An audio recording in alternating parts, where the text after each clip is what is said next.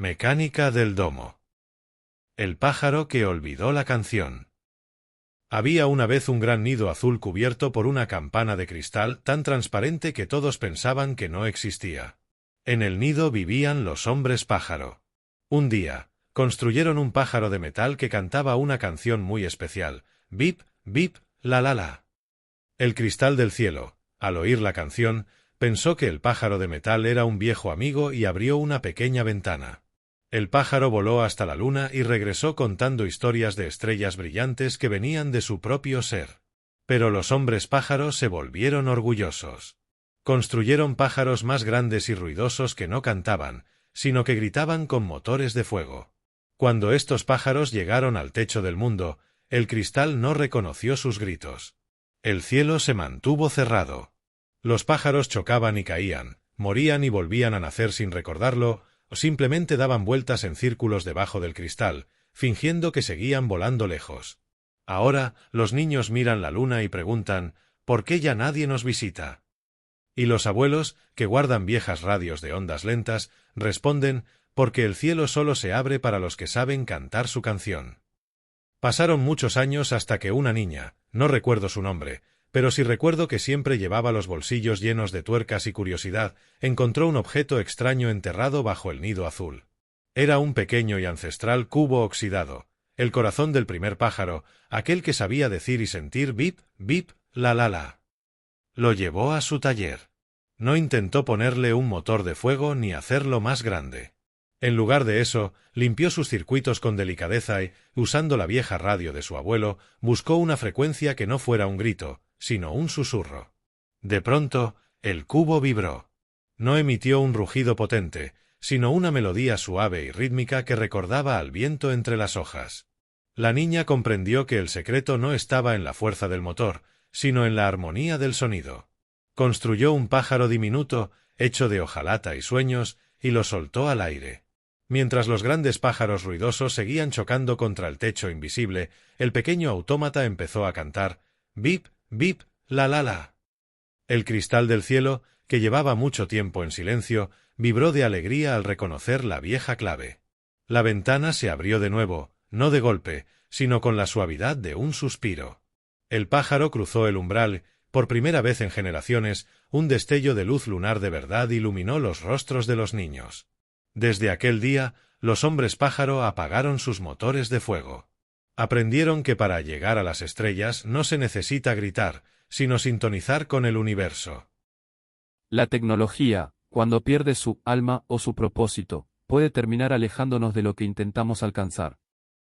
Los límites del ser humano a veces no son físicos, sino una barrera de percepción. Si no estamos en sintonía con el cielo, nos quedamos encerrados en nuestro propio nido. La comunicación es arte, no ruido. Para llegar a las estrellas, no basta con tener potencia, hace falta no olvidar la canción. El progreso técnico sin alma o respeto por el entorno, termina encerrándonos en nuestra propia burbuja. Mateo 18:3, les aseguro que, si ustedes no cambian o no se hacen como niños, no entrarán en el reino de los cielos. Marcos 10:15 y Lucas 18:17, el que no reciba el reino de Dios como un niño, no entrará en él.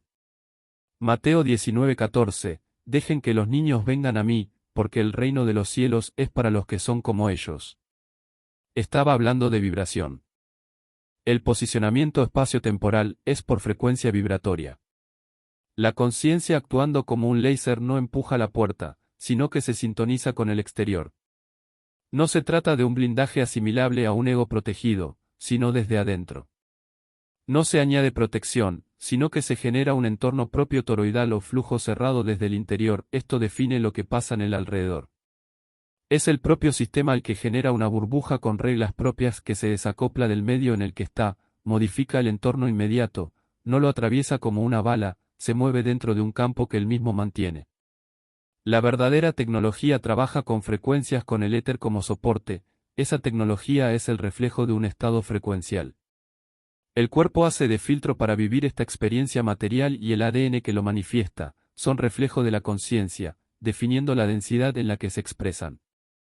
La conciencia no es un adorno de egos o estructuras superficiales, la conciencia es la raíz del ser. Se trata de un despertar en solitario que, por resonancia, termina encendiendo el coro. No se trata de un decreto de masas, sino de una reacción en cadena. Como cuerdas de un mismo piano, cuando una sola alma logra tensarse hasta la frecuencia del cristal, su vibración viaja por el aire invisible y hace que las cuerdas vecinas empiecen a temblar por pura simpatía. La coherencia colectiva no llegará por un motor de fuego que nos empuje a todos a la vez, sino porque cada pájaro de metal, en su propio silencio, aprenda a recordar la nota. El salto no es un desplazamiento en el mapa, sino un cambio de estado. La jaula no se rompe, simplemente deja de ser sólida para quien ya no vibra como el hierro. Somos puntos de luz que, al alinearse en un mismo rayo láser de intención, perforan el velo de la densidad. El universo no nos abre la puerta por lástima, sino porque finalmente nos volvemos de la misma sustancia que el afuera. El juego no tiene muros de piedra, sino fronteras de resonancia. Quien busca la salida con los pies en la tierra nunca la encuentra, porque el portal no es un lugar, es un estado de coherencia. No se trata de creer en una forma del mundo, sino de dejar de ser un reflejo para convertirse en la fuente. Cuando la energía se enfoca con intención pura, el espacio-tiempo deja de ser una prisión y se convierte en una coordenada que vos mismo dictás. La matriz es externa cuando crees que lo es.